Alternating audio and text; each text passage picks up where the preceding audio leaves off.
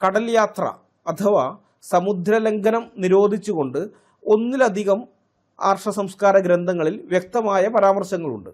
ഇതിൽ പ്രധാനം ധർമ്മസൂത്രങ്ങളും സ്മൃതികളുമാണ്.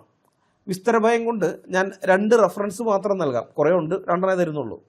ബൗദ്ധായന ധർമ്മസൂത്രം അധ്യായം 2 പ്രശ്നം 1 കാണ്ഡം 2 സൂത്രങ്ങൾ 1 മുതൽ 8 വരെ. അവിടെ ജാതിഭ്രഷ്ടുണ്ടാക്കുന്ന വലിയ പാപങ്ങളുടെ ലിസ്റ്റാണ് ബൗദ്ധായനൻ പറയുന്നത്. ആ ലിസ്റ്റിൽ ഒന്നാമത് പറയുന്ന പാപം കടൽ യാത്രയാണ്. കടൽ യാത്രയാണ് ഒന്നാമത് പറയുന്നത്. അണ്ടർടേക്കിംഗ് എ സീ വോയേജ്, അങ്ങനെയാണ് പറഞ്ഞിരിക്കുന്നത്. അത് പാടില്ല. ഞാൻ അതിൻ്റെ മലയാളം ഞാൻ വായിക്കാം. ജാതിഭ്രഷ്ടിന് കാരണമാകുന്ന പാപങ്ങൾ. ഇനി ജാതിഭ്രഷ്ടിന് അഥവാ ജാതിയിൽ നിന്നും പുറത്താക്കപ്പെടുന്നതിന് കാരണമാകുന്ന പാപങ്ങളെക്കുറിച്ച് പറയാം. സമുദ്രയാത്ര നടത്തുക, ബ്രാഹ്മണന്റെ സ്വത്തോ നിക്ഷേപമോ മോഷ്ടിക്കുക, ഭൂമിയുമായി ബന്ധപ്പെട്ട കാര്യങ്ങളിൽ കള്ളസാക്ഷി പറയുക, എല്ലാത്തരം കച്ചവടങ്ങളിലും ഏർപ്പെടുക, ശൂദ്രരെ സേവിക്കുക, ശൂദ്ര സ്ത്രീയിൽ കുട്ടികളുണ്ടാകുക, ശൂദ്രന്റെ മകനായി ജനിക്കുക എന്നിവയാണവ. ബൗദ്ധായന ധർമ്മസൂത്രം അധ്യായം 2 പ്രശ്നം 1 കാണ്ഡം 2 സൂത്രം 1 മുതൽ 8 വരെയുള്ളത്. ആർഷഭാരത സംസ്കാര നിയമങ്ങളുടെ അടിസ്ഥാന ഗ്രന്ഥമായ മനുസ്മൃതിയിൽ കടൽ യാത്ര ചെയ്തവരെ സമൂഹത്തിൽ നിന്നും മാറ്റി നിർത്താൻ, സമൂഹ ഭ്രഷ്ട് കൽപ്പിക്കാൻ മനു പറയുന്നുണ്ട്. മനുസ്മൃതി അധ്യായം 3 ശ്ലോകം 158. പുരയ്ക്ക് തീ വയ്ക്കുന്നവൻ, നിങ്ങൾ അതൊന്ന് ശ്രദ്ധിക്കണം.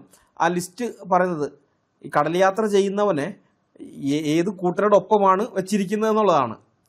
അതിഗുരുതരമായ കുറ്റങ്ങളൊക്കെ ചെയ്ത ആൾക്കാരുടെ ലിസ്റ്റ് ഉണ്ടാവുമല്ലോ. ഇപ്പോൾ പോലീസ് സ്റ്റേഷനിലൊക്കെ കാണാം, പ്രത്യേകമായിട്ട് ആളുകളുടെ ഫോട്ടോ ഒക്കെ ഒട്ടിച്ചിട്ട് അതിഗുരുതരമായി തെറ്റ് ചെയ്ത ആൾക്കാർ. അപ്പോൾ ആ ലിസ്റ്റിൽ ഉൾപ്പെടുത്തിയതുപോലെ അതുപോലത്തെയാണ്, ആ വലിയ ടീമിൽ പെട്ടിരിക്കുന്നതാണ് ഇവരും കടൽ കടന്നു പോകുന്ന ആൾക്കാരെ. പുരയ്ക്ക് തീ വയ്ക്കുന്നവൻ, വിഷം കൊടുക്കുന്നവൻ, കുണ്ടൻ്റെ അന്നം അശിക്കുന്നവൻ, സോമലത വിൽക്കുന്നവൻ, കടൽ കടന്ന് പരദേശം പോയി വന്നവൻ, സ്തുതി പാഠകൻ, എള്ള് മുതലായവ ആട്ടി എണ്ണയുണ്ടാക്കുന്നവൻ, കപടസാക്ഷി പറയുന്നവൻ, ഇവർ ദേവപിതൃകാര്യങ്ങളിൽ വർജനീയരാകുന്നു. മനുസ്മൃതി 3:158. ദേവപിതൃകാര്യങ്ങൾ എന്ന് പറഞ്ഞാൽ മനസ്സിലായോ? അതായത് ദേവന്മാർക്കുള്ള കാര്യങ്ങളും പിതാക്കന്മാർക്കുള്ള കാര്യങ്ങൾ. അതായത് ദേവന്മാർക്ക് എന്ന് പറയുമ്പോൾ യാഗം മറ്റു കാര്യങ്ങളൊക്കെയാണ്. യാഗങ്ങൾ അർപ്പിക്കാൻ അവർക്ക് പറ്റില്ല, അവരെ ക്ഷണിക്കാൻ പാടില്ല, അവരെ വർജിക്കണം.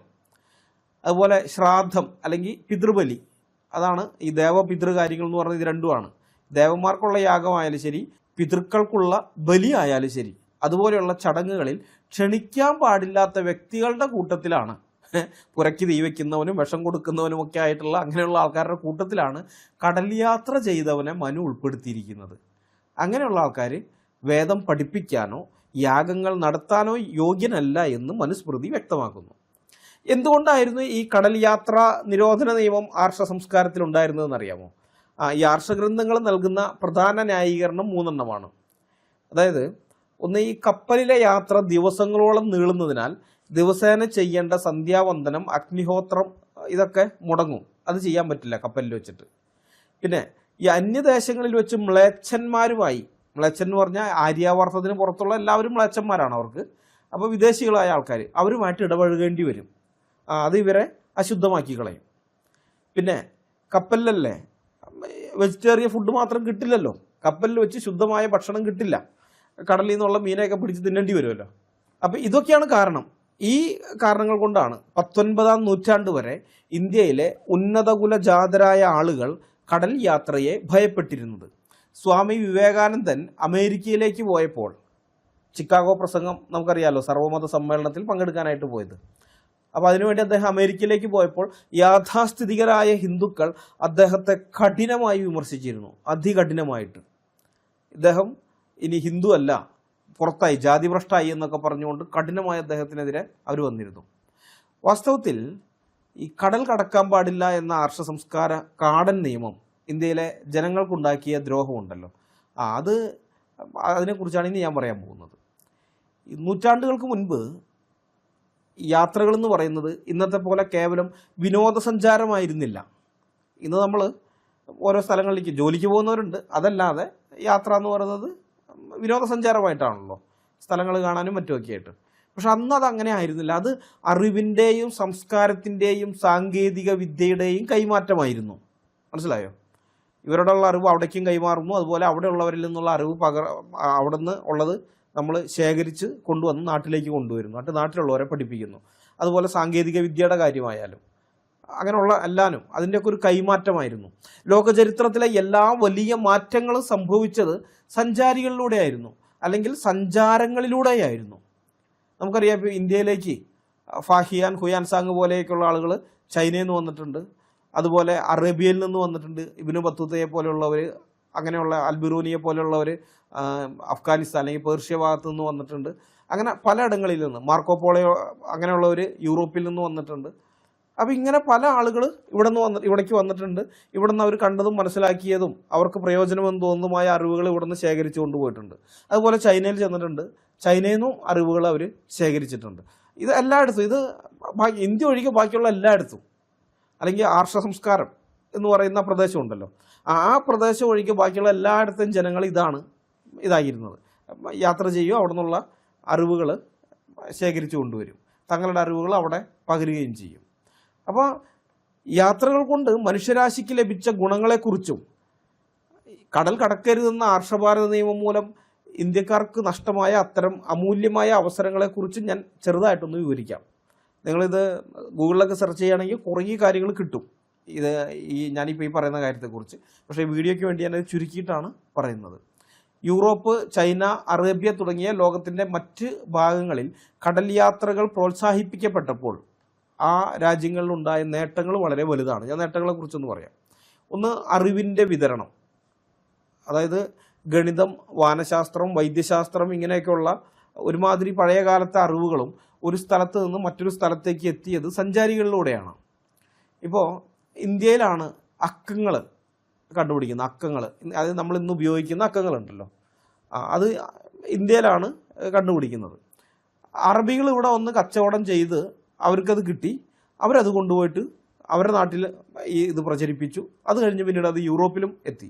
പക്ഷേ യൂറോപ്പിൽ അത് അറബികൾ എത്തിച്ചപ്പോൾ അവരുടെ കണ്ടുപിടുത്തം എന്ന നിലയ്ക്കാണ് അവരത് അവിടെ എത്തിക്കുന്നത്. അതുകൊണ്ടാണ് അവയെ ഈ അറബിക് ന്യൂമറിക് എന്ന് വിളിക്കുന്നത്, അറബിക് സംഖ്യ എന്ന് വിളിക്കുന്നത്. യഥാർത്ഥത്തിൽ അത് ഇന്ത്യയിൽ നിന്ന് കൊണ്ടുപോയതാണ്.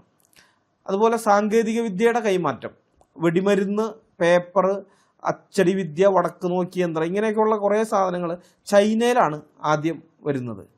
നമ്മൾ അച്ചടി വിദ്യയുടെ കാര്യം പറയുമ്പോൾ ജോഹന്നാസ് ഗുട്ടൻബർഗ് അച്ചടി യന്ത്രം കണ്ടുപിടിച്ചത് നമ്മൾ ചിന്തിക്കും.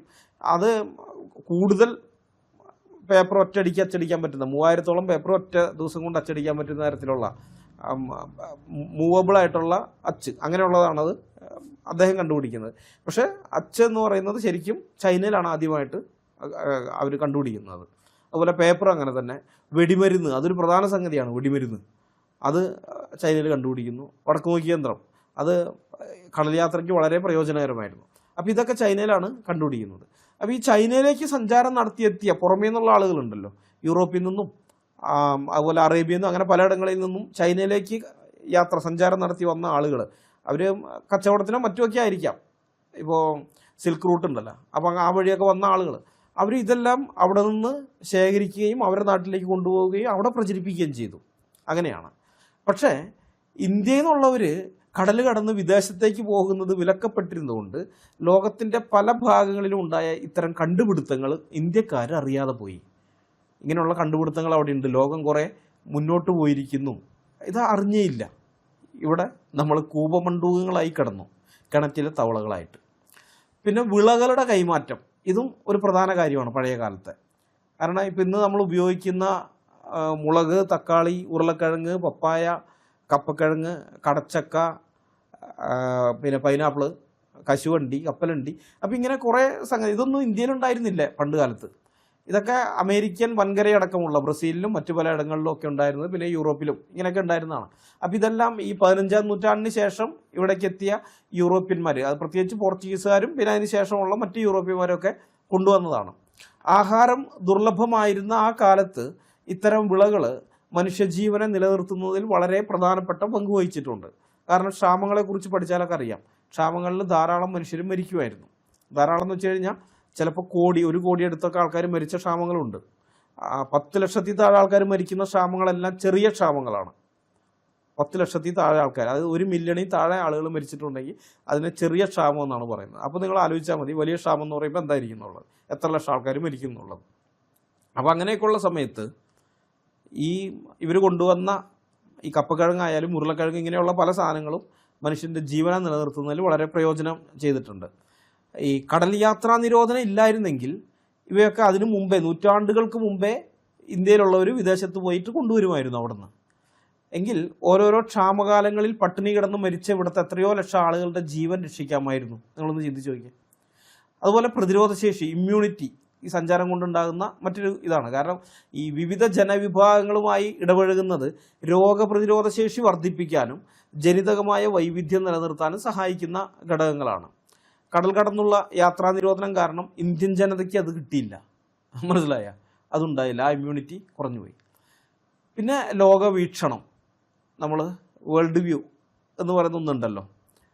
ഈ തങ്ങളുടെ ആചാരങ്ങൾ മാത്രമല്ല ശരി, ലോകത്ത് മറ്റു പല രീതികളും ഉണ്ടെന്ന് മനസ്സിലാക്കാനും സഹിഷ്ണുത വളരാനും യാത്രകൾ മനുഷ്യനെ വളരെയധികം സഹായിച്ചിട്ടുണ്ട്. അപ്പോൾ അവിടെയുള്ള ജനങ്ങളുടെ ലോകവീക്ഷണത്തെ അത് മാറ്റിമറിക്കുകയും ചെയ്തിട്ടുണ്ട്. ഇതൊക്കെ സഞ്ചാരങ്ങൾ കൊണ്ട് അല്ലെങ്കിൽ കടൽ കടന്നുള്ള യാത്രകൾ കൊണ്ട് മറ്റ് ജനവിഭാഗങ്ങൾക്കുണ്ടായ നേട്ടങ്ങളാണ്. എന്നാൽ കടൽ കടന്നാൽ ജാതി പോകും, അശുദ്ധമാകും എന്ന വിശ്വാസം ഇന്ത്യയിലെ ഉന്നതകുല ജാതരെന്ന് വിശ്വസിച്ചിരുന്ന ആളുകളെ കൂപമണ്ഡൂകങ്ങളാക്കി മാറ്റി. കൂപമണ്ഡൂകം എന്ന് പറഞ്ഞാൽ എന്താണ്, കിണറ്റിലെ തവള. കൂപം എന്ന് പറഞ്ഞാൽ കിണർ, മണ്ഡൂകം എന്ന് പറഞ്ഞാൽ തവള.